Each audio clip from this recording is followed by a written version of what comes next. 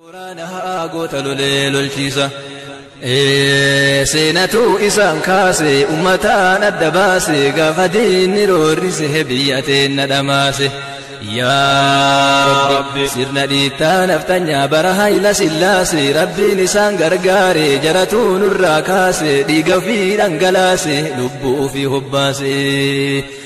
gabrummaa hiddaan buqqifnaa dadhabnu ilmaanitti guddifnaa jedhe jeneraal Waaqoo dhagayaa yaa Oromoo humni guddaan diinatti ofirraa fonqolchinu qawwee osoo hin taane tokkummaa qabaachuudha jedhe koloneel Adam Dilo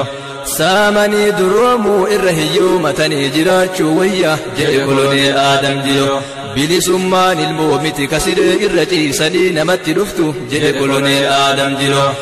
fakkaatanii buluu mannaa fagaatanii buluu wayya jedhe Shii Bakrii Sabaloo tiyya akka godhunatu beekaana jalan deeminaa jedha yoo lolaa bahu akka Alii Waariyo duuti luynaa kumata gootaa takkattima jedha Haaji Adam Saaddo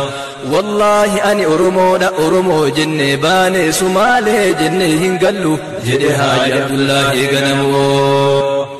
gabrummaa irra duuti bilisummaadha jedhe elemoo qilxoo lubbuutu bada malee dhugaaf seenaan hin badu jedhe Taaddasaa Birruu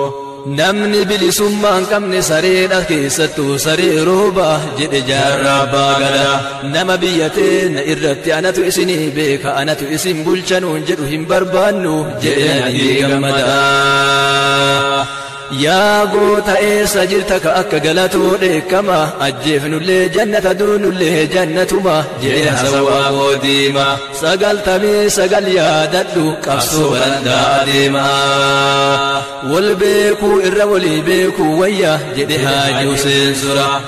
biyya abbaa keenyaa irratti akkanatti reebamne jiraachuu manna du'uu wayya jedhe koloneel Alamuu Qixxeessa qabsoo dhiisaa jennaan diinatu nu dhiisaa dhiifna jedhe Haaji Ismii Abbaa Washa bilisa ta'ee dhaladhe bilisa ta'ee jiraachuu dadhabus bilisummaa kiyyaaf qabsaahuu irraa kan na dhorgu hin jiru jedhe Dinquu Dayyaasaa dhagahi maqaa goota ka beeku siree gayyaasaa dhiigni kiyya mirga ummata Oromootiif ka dhangala'u waan ta'eef dhiiga gatii malee jigee miti jedhe Maamoo Zamir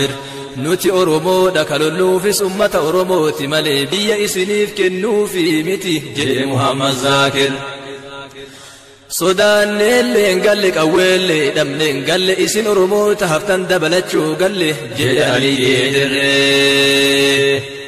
jeedala ta'ee waggaa 100 jiraachuu irra leenca ta'ee guyyaa tokkoof aadee du'uuna wayya jedhe jeneraal Huseen Bune